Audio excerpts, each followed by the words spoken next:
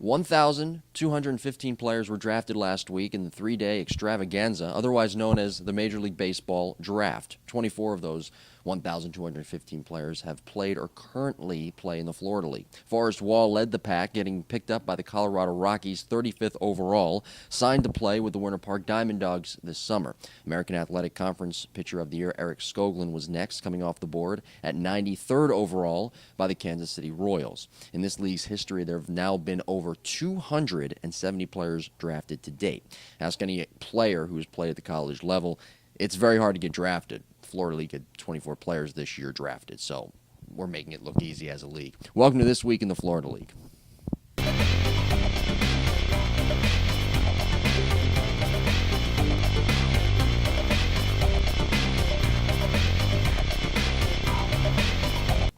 Welcome back to This Week in the Florida League. I'm Jim Taraboka. So imagine yourself on deck as a hitter about to face a guy who throws 90 to 93 miles per hour and sometimes drops down to a three-quarter arm slot or can throw over the top and throw off your timing.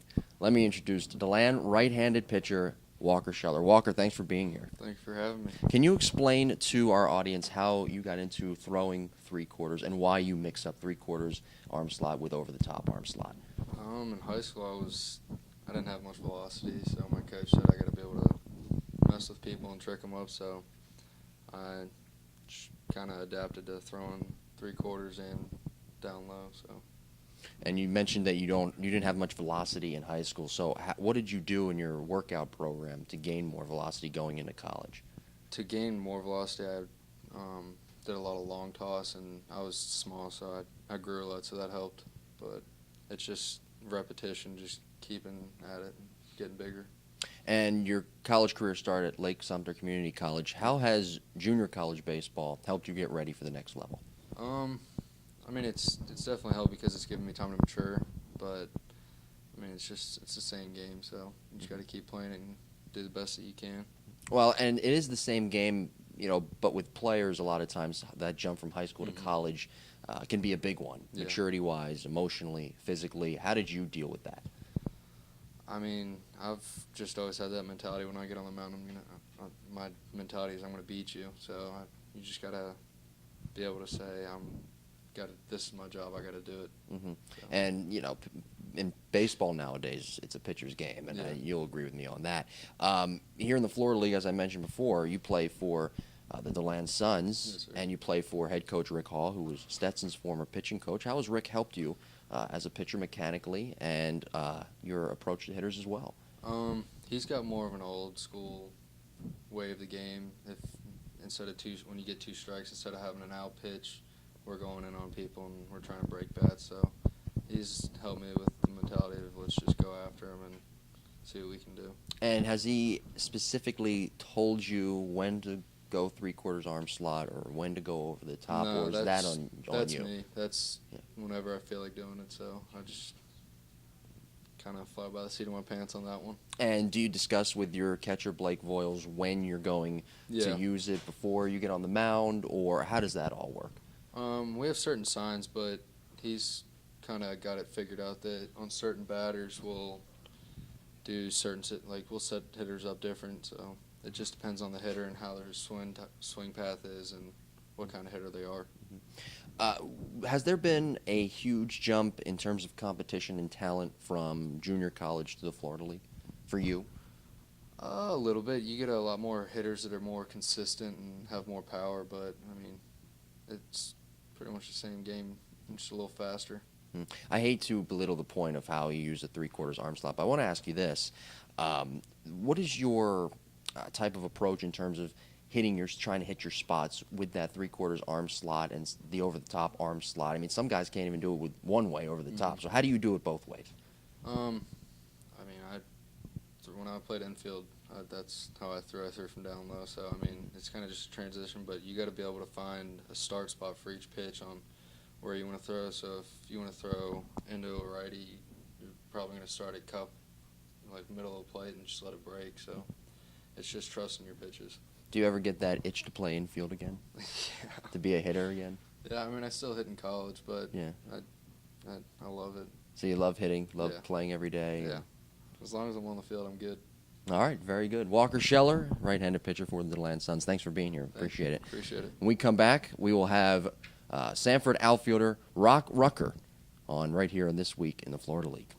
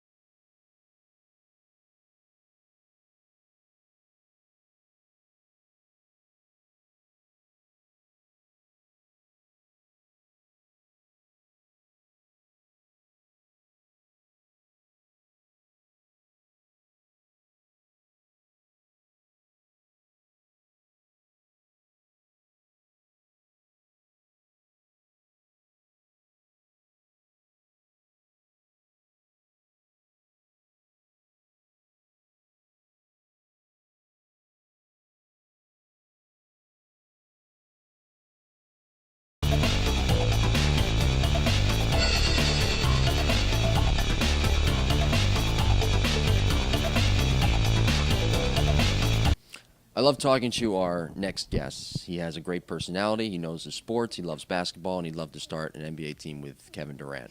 I slightly disagree, but that's besides the point. Please welcome Sanford outfielder Rock Rucker. Rock, thanks for being here. Thanks for having me. You're from Auburn University. You play baseball at Auburn University. What is it like to play baseball at an SEC school? First off, it's a blessing because it's, in my opinion, the best conference in America in any sport. But baseball, it's nice, and we work every day, work hard. Being 6'5", 6'6", obviously you have the advantage in other sports and probably baseball as well. And being that size, you can answer this next question, the best way. What is it like for a 6'6" guy to play the game of baseball? Is it easier than a guy who, say, is my size at 5'10"? To a pitching standpoint, Okay. yes. Pitchers are probably majority 6'3" and above. But playing the field is a little bit more tough for a guy my height. But we adapt and we adjust. Yeah. And speaking of, adapting and adjusting, was there ever a point in your career, whether it be in high school or even in college, that you thought about pitching? Because you are 6'6", and on the mound you're going to be about 6'9". Well, when I got to my senior year in high school, my senior coach, Tony Rasmus, he's the father of Kobe Rasmus, the Blue Jays center fielder. He told me that at the end of the day, you're 6'6", and you're going to make your money on the mound, so you better figure it out and try and make a living. Mm-hmm. So what do you prefer? Do you prefer to be a pitcher, or do you just prefer? Well, I prefer both because Yeah. I do both pretty well. Mhm. But at the end of the day, I feel like my future will be on the mound. Mm-hmm. You were a multi-sport athlete in high school. So was there ever a time that you thought about maybe playing two sports at the next level, or maybe even another sport and forgetting about baseball? Well, my dad played professional basketball for the Milwaukee Bucks, Mhm. and I was that kid at 7 in the morning shooting free throws until school bus came. So if I if I would have put the time and effort, I could play basketball at the D1 level. Yeah. Was there any offers, any letters that came in from coaches saying, "Hey, we're really interested in having you play for us on the court"? Not really, because I stopped playing basketball after my junior year because I focused on baseball my senior year. But I had an offer from Young Harris College, just a small Junior college in Georgia. Right. But that was only when I was a sophomore. But if I would have put time and effort, I guess I could have a little bit more. Yeah. And did you played football in high school as well? I played quarterback, I did, but then I had a little incident where I almost broke my forearm, so Dad said pick two. Yes. I picked baseball. So you picked baseball and basketball. My question now here, being in the Florida League, playing for the Sanford River Rats, you get a chance to play for Ken Kelly, a guy who spent many seasons at Georgetown. What is it like playing for a top-level former college coach? Yeah, this is my second year with Coach Ken Kelly, and the first year it was a lot. Being a freshman, coming into my first summer season, but this year, I'm taking a lot in, learning. Like we do a lot of plays, pick-off plays, bunt plays, a bunch of stuff that you don't really realize it helps in the long run, like when we get to the playoffs and whatnot. But I guess it's nice to have a guy with great tutelage you can take in a lot and learn from. What are you trying to fix here in the Florida League, or what are you trying to work on that you want to take back to Auburn? I would guess. I would say it'd be my pitching, being more consistent on the mound, throwing more strikes, because I think I would probably be looking at a starter role at my return for my junior season. So, in terms of pitching, is there ever that fear in your mind that you might be overthrown by a coach and you might hurt your arm? Does that fear ever come into your mind? Because if that happens, it might hurt your chance in the outfield as well. Not really. I kind of just do my thing on the mound and let my talent speak for itself and just play the game, let my talent and my knowledge of the game help me in the long run. So, are you excited to get back to Auburn after this season? Because obviously, this is playing in this league is going to help you get better. Yeah, I'm very excited to return to school and return for my junior season. Well, you're one of the most interesting personalities and one of the most fun guys to talk to in the Florida League. So can you tell our audience something that you do off the field that you like to do for fun, or something that's quirky? Let's get to know you a little bit better, not just as the baseball player, but as the person. I live with Mayor Sanford, Jeff Triplett, and he has two young children named Riley and Chase. And every morning we'll play Little Mario baseball tournament, Little Mario soccer, Little trouble. We'll crack jokes, get in the pool, and just be kids. Because I'm a kid in a man's body. Really. Very good. Rock Rucker, rather, thank you for being here, man. I appreciate it. We'll be back right after this on This Week in the Florida League.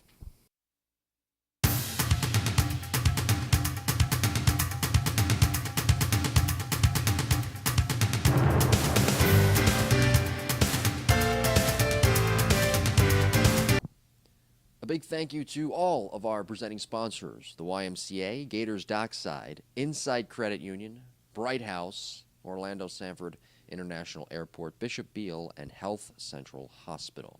Well, fans, a reminder, come out to Florida League ballparks across Central Florida every Thursday for Thirsty Thursday, sponsored by Yuengling. All beers will be sold for $1 the entire evening. It's a great deal if you are a college student. Also, Sundays come out to the ballpark for Bright House Customer Appreciation Day.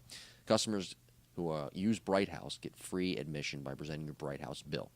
2 for Tuesdays, 2 for 1 Yuengling beers in DeLand, Sanford, Winter Park, Bubba Burgers, and Sabre hot dogs at all ballparks across the Florida League. Wednesdays are YMCA Wednesdays, free admission with a YMCA membership card. Also in DeLand, Sanford, and Winter Park is Wine Down Wednesdays, 2 for 1 Cuevas del Sur wine. I think I said that right.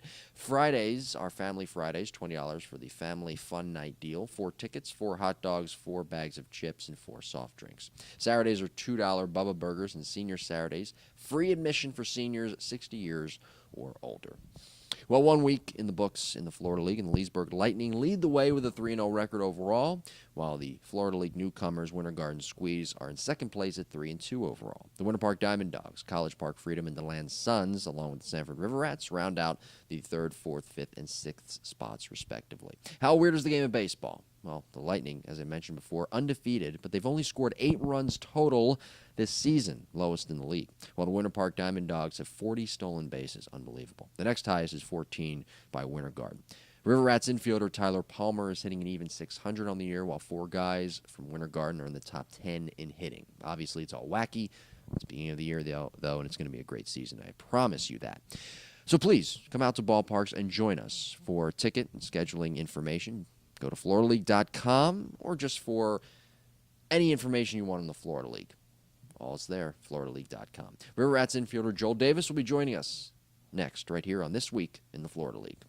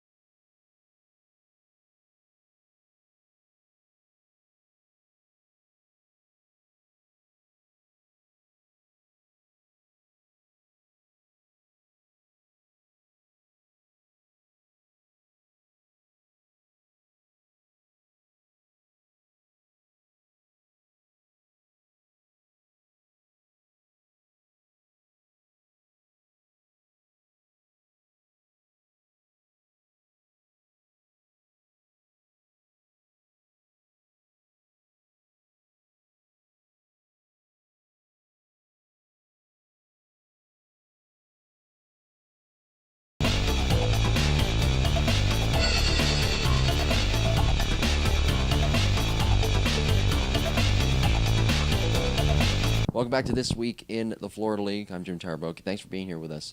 Next up, we've got Sanford infielder Joel Davis joining us on set. Joel, thanks for being here. No he was problem. freestyling before we started, so I got a little piece of that. That was a lot of fun. You're off to a great start this season.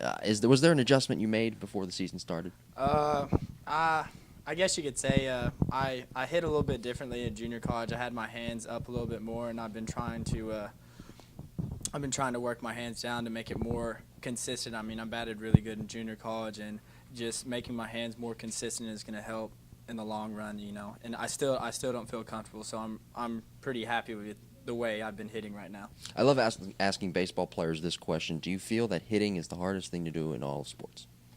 I don't see why not. I mean, Yeah. I'd say it is. And I asked that first question because you said you're making adjustments, and you made adjustments coming into the year, and you're still hitting over 400. How hard is it for a player who wants to make these type of adjustments and then take it to the game without going up there and thinking about it? You know, my motto has always been swing the bat as hard as you can. You know, if you Yeah. hit the ball, then it's going to be good. If not, you got to keep on going. And, you know, making adjustments, you know, the biggest thing is to not get in your head and just keep on working through it, because changing your hands or changing anything while you're hitting is going to be a process. And there's going to be a bunch of failure, and you just have to be able to move past it and keep on working to the goal. And how do you deal with that failure day in and day out? Always be positive, you know, joke around, you know. I always like to I'm really loud on the team, so I always like to joke around with everybody, especially Rock and, you know, Tyler and all the teammates. You know, it's a lot of fun to mess with them. Yeah. You go to Seminole State College in Oklahoma. Yes, sir. So what is it like in Oklahoma compared to here in Florida? I'm sure the temperature's similar. Yeah. Well, the rain, that's Yeah. the biggest thing. You know, we don't get as much rain as this. 5 days rain out, five rain out days in a row is pretty crazy. Plus, I mean, the field was underwater, and we were sitting there, and I was like, in Oklahoma, it's rained out, and the guys are like, oh, we can play, and I'm like, are you serious? There's no way we can play without blowing an ACL. But I mean, the weather's pretty much the same, except we have a lot more wind in Oklahoma and not so much humidity. What is your next step after junior college? Hopefully, the draft, everything works out good in the draft. But, other than that, I'll make my decision in the fall to see where I want to keep on playing.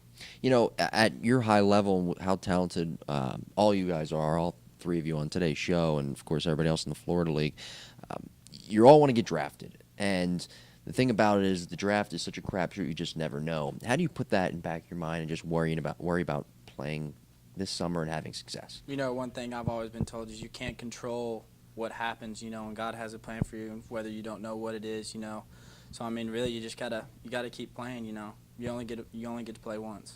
So. Yeah, you play for Coach Kelly here in Sanford, and I asked Rock the same question. I'll ask you the same question because we had him on the show last week, Coach Kelly, and he's a great interview, and he has so much knowledge about the game of baseball. What have you learned off of him? I've learned a lot of stuff. Base running, hitting, fielding.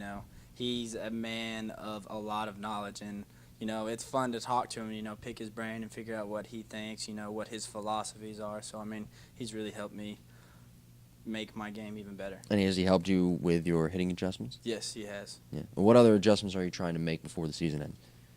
Get faster. That's always something to do, I don't know. Stay healthy. That's always something I want to do, too. Yeah. All right, Joel, thank you for being here. We'll wrap things up right after this on This Week in the Florida League.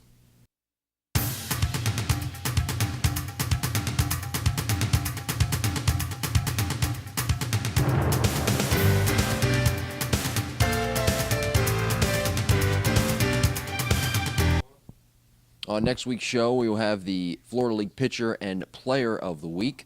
Be sure to visit FloridaLeague.com for all scheduling and ticket information, as well as statistics and team information as well. For This Week in the Florida League, I'm Jim Tarabokia.